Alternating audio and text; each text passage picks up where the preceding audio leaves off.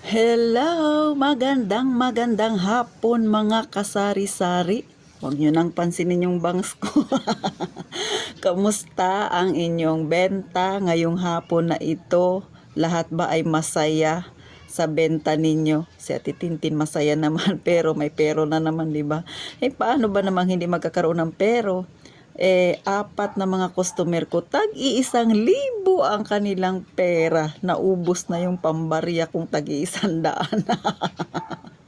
Namomroblema tuloy ako pag may bumili mamaya, anong ipapanukli ko? Nako talaga. Pero syempre hindi yan yung topic natin, mga kasari. Pinapangiti ko lang kayo pero totoo yan, problema ako ngayon.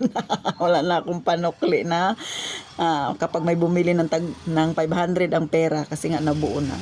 So ngayon mga kasari, bakit nga ba maraming nagkakagusto na tindahan lagi yung i-open nila? Lalo na pagka di ba yung iba magre-resign sa trabaho, sasabihin magtitindahan na lang ako.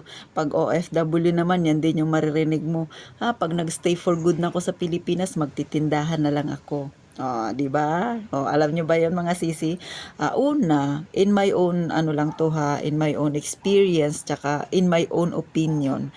Una kasi, madaling i-manage yung sari-sari store, mga kasari, di ba?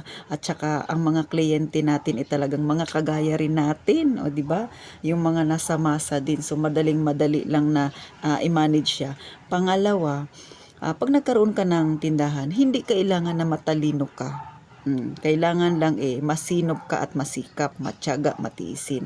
So ano pa, hindi kailangan na college graduate ka or degree holder ka, mga kasari, kahit na nga hindi ka nakapag-aral, pero buo ang loob mo, pwedeng-pwede kang magtindahan. Di ba mga sisi, relate ba kayo? Kasi si Ate Tintin din naman nakatapos ng college. Paano? Ako ay nagtrabaho na muna. Sabi ko ako'y mag-iipon. Naganahan na ako magtrabaho, mga kasari, nung nakahawak na ako ng pera. Hindi ko na naisip. So nakadalawang taon lang si Ate Tintin ninyo sa college. Kaya minsan bali-balintong yung English ko. Kaya hayaan nyo na. Di ba? Totoo yan mga kasari. Hindi mo kailangang maging degree holder or college graduate ka para i-manage ang iyong maliit na tindahan. Tapos, syempre, pangatlo, madali lang siyang, madaling magbenta. Lalo na kung ikaw ay may kasanayan. Syempre, katulad sa atin, di ba? Katulad ako, high school pa lang ako. So, nung high school ako, sabi ng nanay ko, kasi nanay ko nagluluto kami dati ng peanut brittle.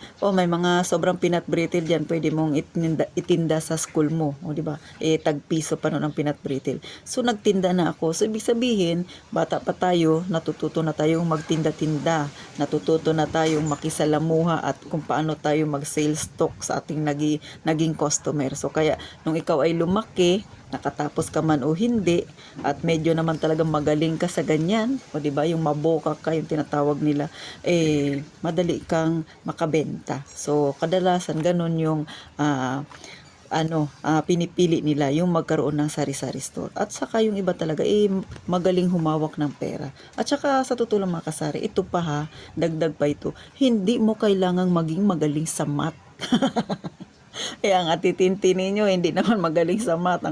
Ang katotohanan, kalabang mortal ko yung math na yan, mga kasari. Ay naku, nagasakit ang ulo ko dyan sa math na yan pag nung high school ako.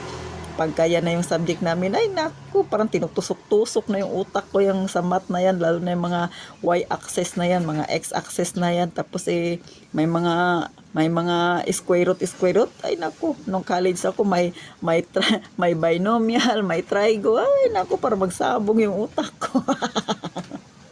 Pero di ba mga kasari, ang akin namang napagtrabahuan karamihan humahawak ako ng pera, di ba? Kaya sabi ko nga sa inyo, dito sa pagkakaroon ng sari-sari store, hindi kailangan magaling ka sa math. Nga titintin nyo nga, yan ang example, hindi kailangan magaling sa math.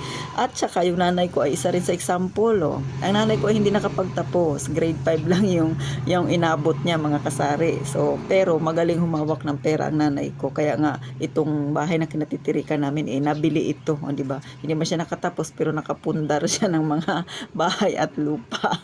So ganon mga kasari. Sa totoo lang, madaling i-manage yung sari-sari store. Ito ay para sa mga baguhan pa lang na nagtitindahan. Higit sa lahat sa mga nangangarap din magkaroon ng tindahan pero natatakot na sumubok baka raw malugi. Ay, huwag ka mag-isip na baka malugi. Hindi mo pa nga nasisimulan, hindi ka pa nga sumusubok. Inisip mo kagad, malugi ka. At saka, lahat talaga ng mga nagninegosyo ay dumadaan sa ganyang proseso.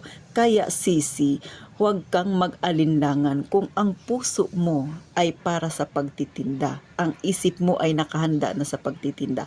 Ialis mo sa isip mo yung malulugi ka. Ang gawin mo pamamaraan kung paano umangat ang iyong magiging tindahan.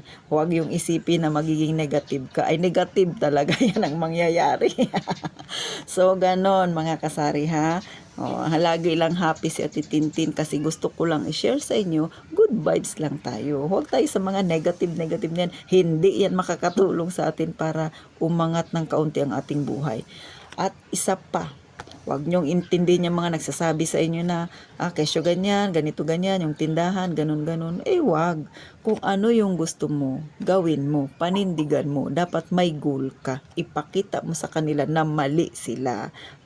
Di ba? May ganun na naman si Ate Tintin, ha? So paano, may natutunan ka ba, Sisi, Kasari, lalo na dyan sa mga bago pa lang na nanonood kay Ate Tintin, di ba? Pinapangiti ko lang kayo para maging magaan ang inyong kalooban. Pero syempre, higit sa lahat ang makakatulong sa inyo, ipag-pray ninyo, di ba? Bago pa kayo magkaroon ng tindahan, ipag-pray ninyo kung para ba talaga sa inyo yung ganitong negosyo, mga kasari. At saka, isa pa mga kasari, siguro tingin ko kaya na rin maraming gustong magkaroon ng tindahan, lalo na kung sa bahay lang sila. Especially kung sila ay merong anak. 'Di ba? Kasi nasa bahay ka lang, naasikaso mo yung pamilya mo, and then nagkakaroon ka pa ng sideline. So, ganun po ay yung ibang nasa isip nila. Pero tama naman yun. Pero syempre, pagka pumasok ka sa ganitong larangan, ihanda mo rin yung iyong puso, yung isip, yung iyong utak. Bakit pati ganyan, pati katawan? Kasi nakakapagod ang mayroong tindahan. Maliban na lang siguro kung kayo ay medyo mayaman-yaman, di ba? May makukuha kang katulong ng magbabantay sa iyong mga anak, tapos focus ka sa tindahan, pero nakakapagod pa rin. Mas mainam pa rin na ikaw mismo yung mag-manage ng iyong tindahan. Huwag mong iaasa, mamaya malaki pala yung benta, tapos pagkatingin mo sa benta mo, parang walang nangyari kasi nga na nakukupitan ka. Diba? So, yun din naman yung nagiging kalabang mortal ng tindahan kapag ganon yung nangyayari. Imbis na pausbong, palubog kasi nga ganon, may mga something, diba?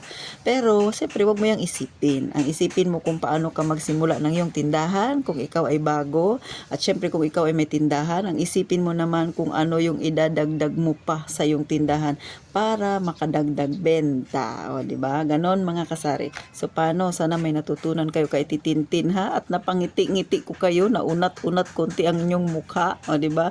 Sa real talk lang ako mga kasari. Bagamat dinadaan ko sa tawa, pero real talk yung aking sinasabi. At totoo yan. Nangyayari talaga yan. So, paano mga kasari? Huwag nyo namang kalimutan mag-like at saka syempre, subscribe naman po kayo kay Ate Tintin, please. Para madagdagan pa tayo mga kasari, ha. Magkwentuhan tayo ng ganitong topic na kapaki-pakinabang. So, paano mga kasari? Magkita tayo sa susunod na vlog ni Ate Tintin. At lagi kong sinasabi na utang-uta na yung iba. Mag-iingat tayong lahat, mga kasari.